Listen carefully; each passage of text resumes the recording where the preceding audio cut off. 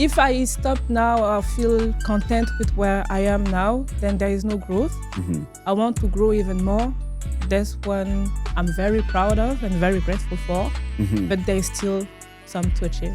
How about the days when you wake up, you do not feel motivated? How do you handle that? I don't do nothing. I don't work. It happens those days. But if I work when I am not motivated, I will make mistakes. And I don't want my customers to have something that is not made from my heart. I pour my heart in everything that I do. So if I'm not feeling like I'm doing, like I don't want to do it, I won't touch it. Where do you see Nephtali Couture in 5-10 years from now? I see it as an established fashion house in Scotland. Okay.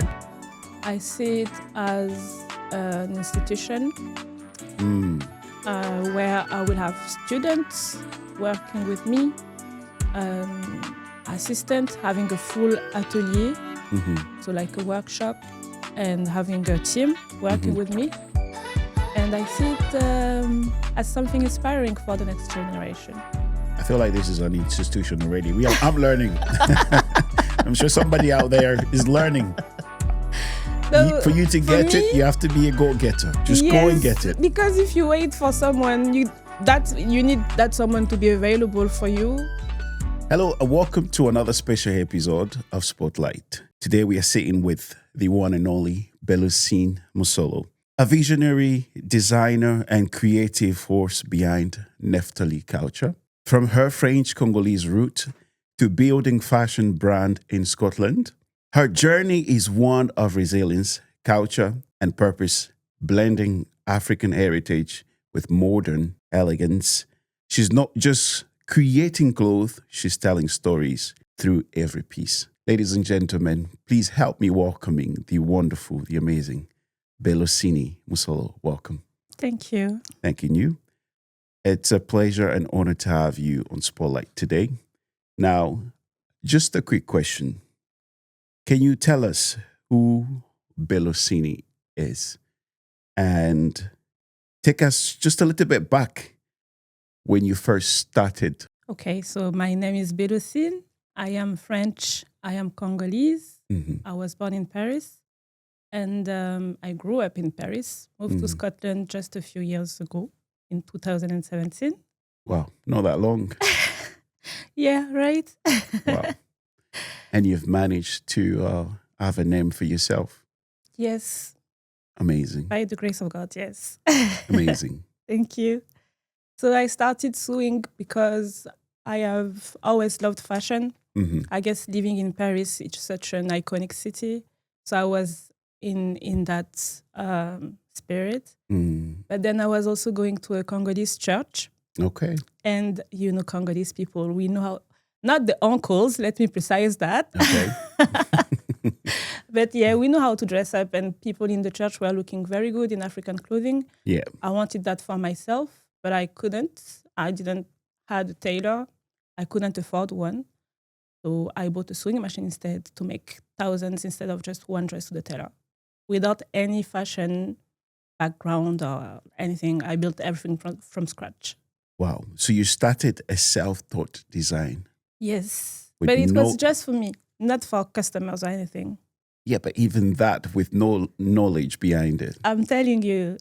What really motivated you to let me try something? Was it because of what you were seeing from other people, from the culture? From the culture, because, you know, sometimes you have Women's Day at church and everybody is wearing liputa and everyone was looking so good. So I wanted that for myself. Yeah. And when I saw that sewing machine at IKEA, which was the same price as the dress that I wanted to do at the tailor, okay, I thought to myself, why buy one dress when I can buy a sewing machine and make thousands? I didn't have any, I don't know where it came from. See, I am the opposite. I'll be like, let me just buy the dress, not the dress, but the clothes, because it will save me stress. Do you know what I mean? So for me, I would just I would just buy that. Nah, for me, I was like, I want to have a lot of clothes. So that means I would have to go to the tailor all the time. That makes sense. So I'd rather just have the sewing machine, learn how to sew and make my clothes. Yeah. Yeah. So from that point, how did you come to get yourself a first client? I refused my first client, actually. Ooh. So when I was in France, I was doing clothes for myself. Okay. And as I was going to church, I was wearing those clothes. Mhm. And to me, it was not perfect. It was not good enough. Yeah. But some of my friends at that church were like, oh, it's looking so good. Can you do something for me? And I was like, no, thank you. It's just for me. It's not good enough for a customer. Mm-hmm. But when I moved to Scotland, I saw an opportunity because I moved in a city called Ayr. Okay. And there were not a lot of Black people in that city when I moved in. Mm-hmm. So I was like the only one in the street. There's not a lot of people in general anyway. I know, right? Jeez. What made you like go to here? Like straight from France to here? Yeah, for my work, for a job after uni, because I studied biology, so Okay. nothing to do with fashion. And I was looking for a job after uni, and I couldn't find one when I was in France because they can be very closed-minded sometimes. So I had an opportunity in Scotland, and that's why I moved here. Wow. But when I moved here, I realized compared to Paris, there is no Black people at all, and it was a shock. But people are so friendly, and the place is so beautiful. It wasn't a problem. I saw that as an opportunity to share my culture, to share African clothing, African prints, colors. And that's how it started. And my first customer was a colleague from my work. But moving from France to Scotland, how did that the transitioning impact your designing? Was it more like, okay, there's not many people, so there's not really a big competition. This is an opportunity for me to be very creative in this environment. Was that the thoughts that you had in your head? So the thought that I had in my head was share my culture. I am very proud to be Congolese, very proud to be African. So I've always been very bold about it. And when I moved to Scotland, I didn't really have any racism or any bad experience at all. Everyone has been friendly to me. Yeah. And my work colleagues were my first customers, and they were the one who told me, you should go and do a market in Glasgow, you should go and do this. Another one was like, those clothes looks very good on you because it's very bold, but I'm not sure that on my white skin it would look good. I preferred just a little bit, so I created hair accessories, a small item, to give her something small, but still represents, because I couldn't erase my culture or my story. That's amazing. Now, I think, is that one of your Not design? today. I'm wearing another designer, but yeah. Looks pretty cool. I was going to say, I mean, it looks good. Sean would like such thing, such design. But impressive. So you moved to Scotland and your colleagues were your first customers. And my first models as well. Wow, amazing. Because when I moved to Scotland, I knew nobody. I had no friends, no family. I moved for a job. Wow. It was a very different and bold move. But because I was looking for a job in France for 2 years and I didn't find one, when I had this opportunity, I was like, I don't care. I just go. Leap of faith. Let me just go back a little bit. In France, did you ever had your first customer, or was it in Scotland? I'd say in Scotland. In Scotland? Yeah, in France. So I had imposter syndrome, and the finishing for me were not good enough. So I wasn't seeing that as worthy of selling to somebody. Okay. So I was doing this for me, and on the outside I was very happy, it was looking good, but on the inside I knew where there were some, imperfections. Yeah. So that's why I was like, no. But when I moved to Scotland, my mom told me something that motivated me. She said, you can never be perfect right away. You need to start, and you will get perfect along. And perfection will come a long way. But you cannot expect to be perfect right now. So just start. See, that's wisdom from a parent. I'm telling you. It seems like they always know everything, especially the Congolese parent. Yes. It seems like they always know everything. Yes. But in this case, they were right. She was so right. Now, let's talk about Nephtali Couture, Couture.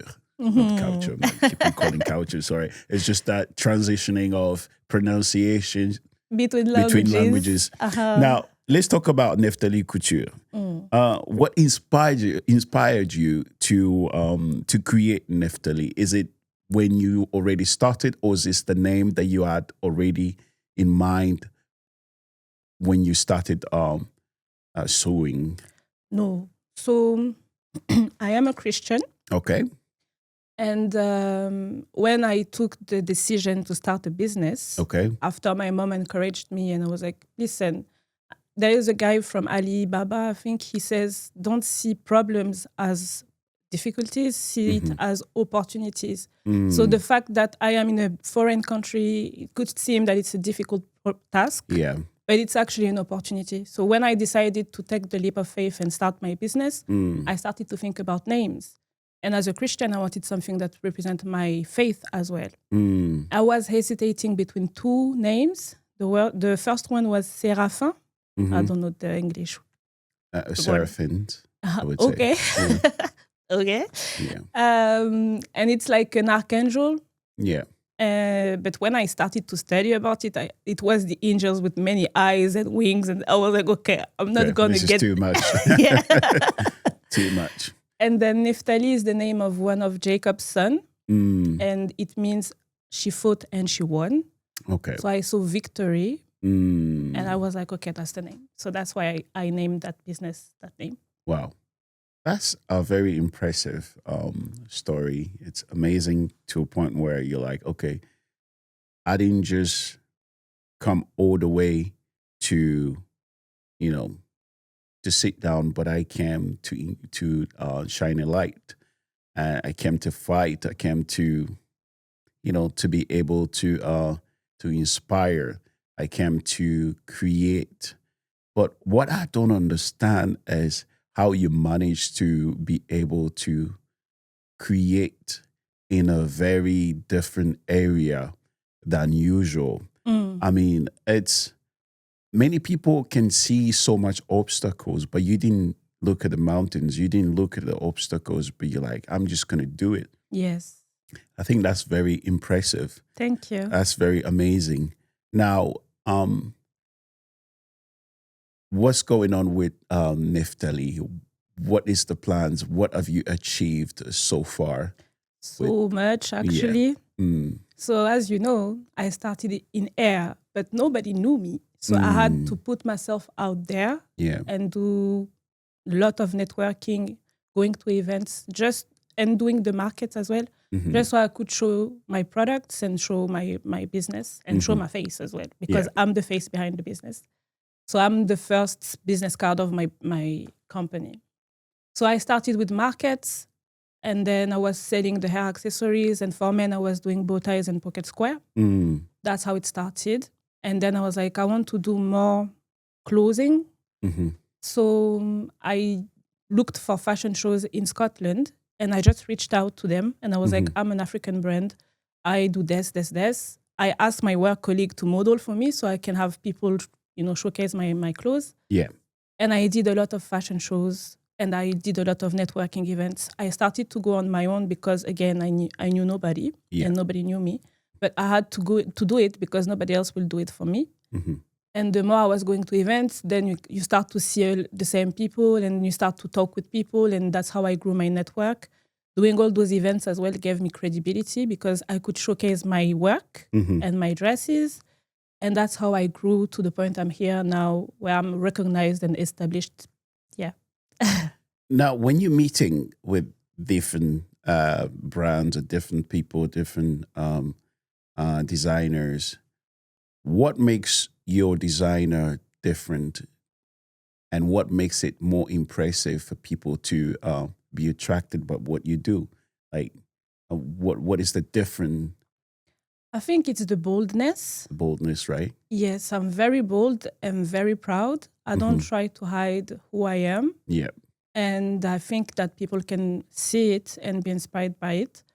I also try to make clothes that embrace the body, no matter the body type that you have. So if you're curvy, if you're skinny, if you're tall, small, I create clothes that you wear. It's like you wear the clothes, not the clothes wearing you. So you feel confident, you feel happy, you feel. Some customers were like, "Oh my God, I didn't realize I was this beautiful." Wow. Yeah, so that's what makes me different. You are a creator of happiness, I would say, within clothing. I try to. Wow. That's amazing. Thank you. And I think like clothes can actually give you a sense of, happiness, a sense of joy. Yes, even confidence. Sometimes when I try different clothes, I'll be like, nah, I'm not confident enough in this one. I'm not wearing this one. But you being behind the joy, behind the creation of other people's joy, I feel like it's amazing. Thank you. It's amazing in the sense of that you get to see somebody walking with boldness. Yes. In the clothes which you created. Yes, and it's an amazing feeling, and I feel very privileged to do that. Mm-hmm. I had a client who was very shy when she came in, and then when she saw herself in the dress that I made for her, and we did a photo shoot together, and I helped with the styling, had a photographer, had a makeup artist, and you could see her gain confidence and walk boldly when before she was just very shy. So for me, this is the biggest reward. Now, where do you find inspirations when designing a new piece? So it depends. It depends. It can be just trends, but that I reappropriate and make it my own. Because I want to make my clothes not traditional or not stereotypical. Okay. Like a boo-boo gown or like I want something that is very stylish, very fitted, and that complements you. So my inspiration is Western fashion mixed with African traditional ways, if I can say like that. And how important is storytelling in your design? Very important. Okay. I think it's actually the base. I love to tell stories. I love to go back to the, introduction or to the beginning. And because my brand has evolved. It used to be ready to wear clothes, and my target market were more Scottish people because that's where I started. Yeah. But then I wanted to be involved in the Black community in Scotland. Okay. So I did a lot of African or Black events in Scotland, and now I am working more with the Black community. Yeah. Doing African traditional wedding dresses, for example. So it's for a special event, and just that is already a story. It's a love story. Yeah. So yeah. Now, do you have any role model that you looked up to, or you're still looking up to at the moment when it comes to designing? Is there a brand or person? A few, actually. Okay. So I will start with my mother because she's so wise and Wow. she's so fashionable. When I was younger, I was looking at her, doing her makeup, wearing her clothes, and she's really, really beautiful. Wow. You can see her on my page if you go check. And she's my first inspiration. Wow. Then a few names like Jean-Paul Gaultier, a French designer, and the brand that I'm wearing today is called Grassfield. Wow. It's a brand in London, and the CEO of it, her name is Christelle. These names sounds very posh.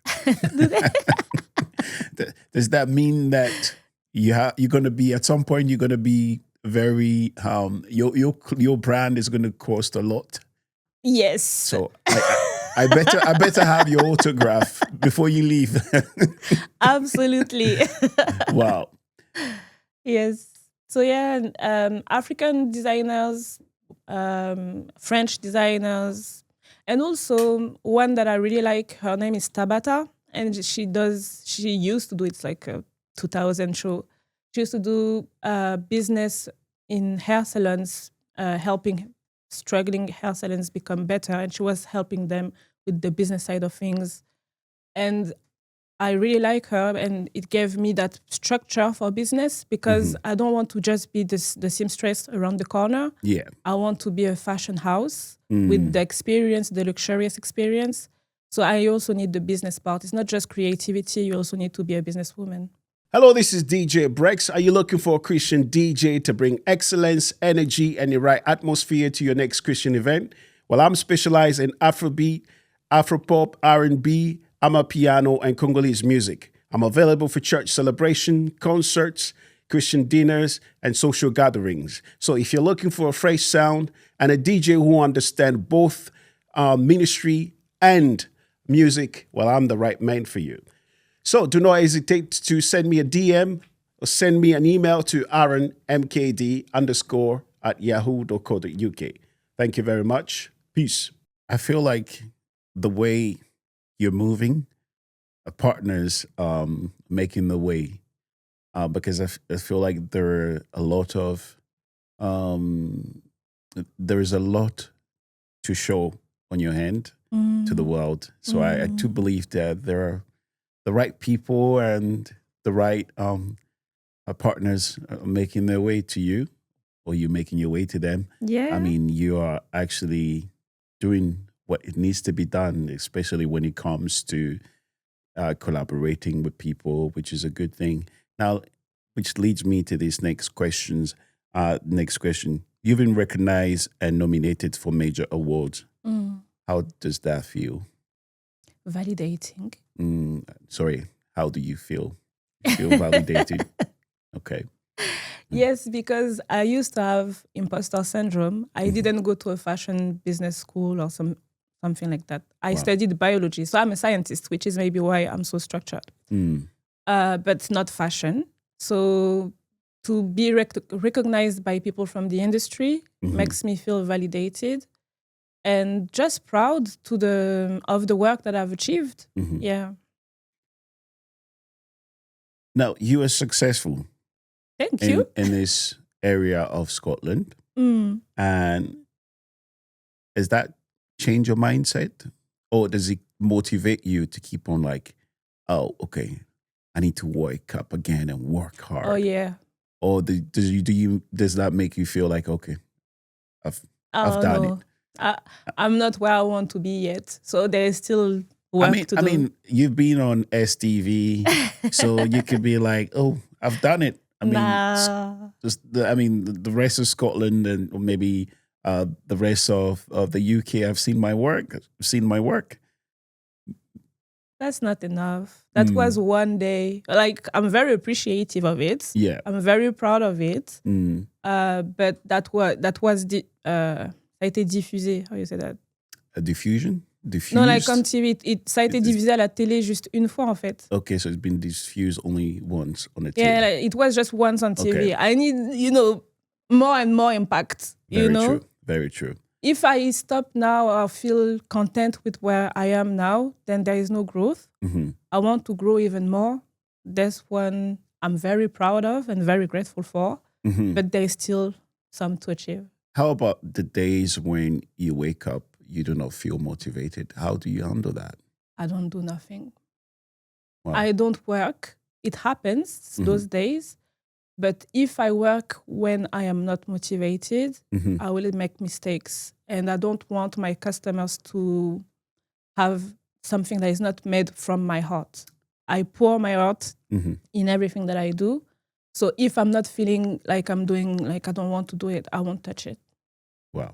And you need to allow yourself that. You need to allow yourself some rest so you can recharge and go back. And when you're feeling the best, then you go back and finish what you need to do. Now, where do you see Nephtali Couture in 5-10 years from now? I see it as an established fashion house in Scotland. Okay. I see it as an institution where I will have students working with me, assistant having a full atelier, so like a workshop, and having a team working with me. And I see it as something inspiring for the next generation. I like the fact that you say that you see it as an institution. It's very important for the older generation to pass on knowledge to the younger generation. Absolutely. Do you feel like when you were looking to get into designing, you feel like if there was somebody who was there to pass on knowledge to you, it could have been easy for you? Maybe just a little bit?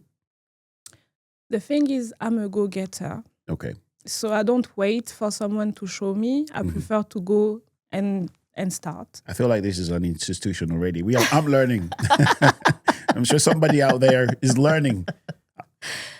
For you to get it, you have to be a go-getter. Just go and get it. Because if you wait for someone, you need that someone to be available for you. You need, and I don't say that I'm made alone. Like when I started, when I moved to Scotland, I didn't know anything. But I went to a networking event. I went on Eventbrite and I was like, networking event in Glasgow. Yeah. Went to the first one. I met people in that room. And those people directed me to Business Gateway and to the Princess Trust. Yeah. I reached out to them to help me with my business, and they helped me. So I'm not saying that you can do everything on your own. That's not what I'm saying. But I'm saying that you need to be motivated and go get the information that you need yourself. I don't know if I had a mentor, if it would have been easier. I don't know. Do you see yourself going to big fashions like Paris fashion, London fashion? Or have you been already? No. No. Because my focus has been Scotland. Okay. Well, in terms of connection, of course. Yeah, I mean, I've been invited to some. I was invited to one in the Philippines or like in Asia. Wow. But my focus, my target market is Scotland because I love Scotland. Yeah. Simply. So maybe in the future, I'm not closing any doors. We never know. What advice would you give to a younger creative who feels like they don't have the resources to start with? I would tell them to start with what they have. Like that's how you started? Yes. Yeah. What I had when I started was a sewing machine that I bought on Amazon, the cheapest one, and my phone to take pictures, and then my work colleagues because I knew nobody here, and I made the clothes. I used to buy the fabric in Paris and do it here, but now it's not the same. But anyways, make my clothes, ask my friends to pose for me, take the pictures with my phone and upload that on social media, create a website on my own. I didn't have a whole equipment or anything like that. But now as you start with what you have now, and as you grow, you evolve and you change the tools that you use. Now, how can someone stay authentic in the world full of trends? You don't follow trends. You don't follow trends. You just do you. Boldly and unapologetically. I like that. Yes, because when you follow trends, it's like I'm not looking to be viral. Because when you are viral, you have a moment and then everybody forgets about you. But when you build your business brick by brick, you have a strong foundation and it will stay even whether the trends are coming or going, it will stay. So yeah, that's my advice. Well, that's a very good advice. Thank you. Now, I want to ask you one question. Is it okay to talk about your faith? Absolutely. Okay. Now, what type of role did your faith play a huge throughout role. This journey of not just Neftali, but Belocine? It played a huge role. When I started my business, I made a prayer and I said, Jesus, I want you to be my business partner. I don't know anybody in this country. I'm alone. I don't know the laws of this country. And I need you. So be my business partner, not just my God, but actually I want you to be in my business. Sometimes I would take an hour and just pray and look at spreadsheets or ideas that I have, but in prayer because I consider him a part of my business.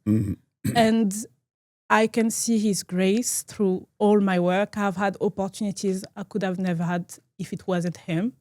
So yeah, it's very important. And in my own development, I used to follow Jesus Christ. I used to have faith because my mom showed me.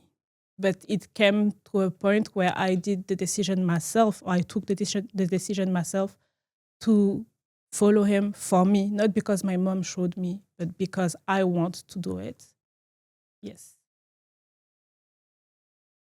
Would you say he's been faithful Absolutely. throughout the journey? Yes, I would.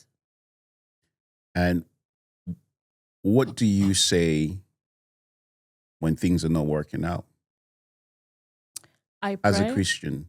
I pray. And then I know that everything is under his control. Tout bien concourt à ceux qui aiment Dieu, et le maître des temps et des circonstances, c'est Dieu. So basically, God is the master of any circumstances. Maybe I don't understand what's going on, but he knows what's going on. So I will seek for his advice, and to understand what's going on, I will pray. But I will also be reassured in the fact that he has control. So even if I don't understand, even if it doesn't go my way, he still has control. So I trust him. I think that's very powerful because trust is the biggest thing, not just with your partner, but as you said, you made also God to be your partner. So you have to trust that person with new opportunities, and even when you want things to be done for you, but they're not actually working accordingly, you still believe that the next day it's going to work out, and I'm going to do something. Something decent will show up, will come up. For example, when I was in France, I told you I was looking for a job for 2 years. When at that moment, it was very hard for me because I just got out of university and I was looking for a job and I couldn't find one. And I could see my peers getting hired and things like that. So it was a difficult period for me. But I kept on applying and I had this opportunity to come to Scotland. If I had a job in Paris, would have had start in Nephtali Couture, would have moved to Scotland at all. No. I wouldn't. So at the moment, I didn't understand what was going on, but it was God's redirection for my life because he had something bigger, but I just didn't know about it. Yeah. So that's why I'm saying I trust him, because even if it doesn't work out, maybe it's because it's not for you at the moment and he has another plan for you. One thing I like about Jeremiah, he says, "For I know the plans that I have for you, the plans to prosper you, to give you hope and a future." Sometimes the plans, through the process, the puzzles, when God is trying to put things together, it doesn't have the sensible image or the vision that is very pleasant in the eye of the person who's trusting God, and that's why we become so very thirsty to to see things happen, to see to have things well done already. But again, it is a process. Yes. I mean, for those who read the Bible, you'll understand that God did not create the world in one day, even though he had the power to do so. Do you know what I mean? It was more like, oh, he's God, but yet create one thing at a time. Until the seventh day he had to rest. So I do believe that there is time for each season. There's time for every season we're going through in life, and all God requires from us is just have faith, because faith can move mountains. And in fact, faith is what allows God to fulfill his promises or to show up. The Bible says, without faith, it is impossible to please him. That even the person that comes to pray before God, yes, they must first believe that he exists and he rewards those who earnestly seek him. So I think it's good to talk about these things nowadays, especially with young people who believes in God, for certain things, and yet they're in a hurry to see things. It's like God is like, hey man, it's a process. Let me work. It's a process. And even hardships, they can shape you. Like Aaron shaped Aaron. Yeah. And you have to go through the fire sometimes to get, To get the right shape. Yeah. Exactly. So at the moment you might not understand it, but it defines you. It gives you some experience as well. So for the next chapter of your life, that experience that you learned, you will use it. Yeah. So it's important to have everything, the lows and les hauts et les bas. The ups and downs. Yeah. Thank you very much. Yeah. No. Now, what is that one advice you would give to anybody that is watching this podcast or listening from a different platform? I would give two. The first one is to be bold and to not be ashamed, or to be, I'm saying to be unashamed, but what I mean by that is if you wait for people's opinion, or if you are worried about something or what people will think about you, you will never do anything. So you need to be shameless to go get it. As I was saying, I was a go-getter. Yeah. So that's the first one. And the second one I would say is patience. Patience. Today you see me on this podcast. You see me doing different collaborations, but I came to Scotland in 2017, started my business in 2018. So it's been 8 years now. It hasn't happened overnight. You see me now, but I've been doing the work for the past 8 years. So be patient and just enjoy the journey. Enjoy the journey. Yes. Well, Belocine, thank you so much for coming to Spotlight. Thank you for having me. Unfortunately, we've come to an end. And hopefully next time we'll get to have you again. And what is the new project for Belocine? What's going on next? What are you working on? A few things. So I'm working on bespoke commissions. Okay. I have a couple of orders, bridesmaids dresses, brides dresses. Also, you do bridesmaids, Yes. brides dresses, Even grooms sometimes. grooms. Yes. Okay, ladies and gentlemen, if you're living in Scotland, if you're living in Glasgow area, Edinburgh, and Even outside of Scotland. outside of Scotland, come on, I'm she's a your girl. person. She's the person that you need. She's the person that you can work with. I've seen her work, amazing. Thank you. And on the last event that you were there, you were there. And the last was it the wedding? Sorry. Yes. And on I've seen- STV News. Yeah. Actually, the wedding that was on STV News. Yes. The dresses were amazing. Thank you. The grooms, the brides, they looked so beautiful. So you Thank did a very good you. job. Congratulations. Now, if you Merci. want people to contact you or to get in touch or to see your work, where can they get? So they can go on my website, the Nephtali Couture. Just type Nephtali Couture on Google, you'll find me. Okay. I'm very active on social media as well. So on Instagram, I have my business page, Neftali.couture. And then I have my brand, my personal brand page, which is Belocine Musolo. I'm also on LinkedIn, I'm on TikTok. And yeah, that's pretty much it. Well, thank you very much, everyone. you. Now you have all the details. You can get in touch. I go by the name RNM KD. Thank you for watching Spotlight. Peace. Thank you. Thank you, everyone, for watching Spotlight. I hope that you really enjoyed it, and I hope that these episodes are very inspiring to you. And we kindly ask you once again to please press that button, subscribe, share with your family and friends, leave a comment, because your comments do really, really, really matter. And in return, we'll keep on producing more amazing episodes. Thank you, and see you next time. Peace.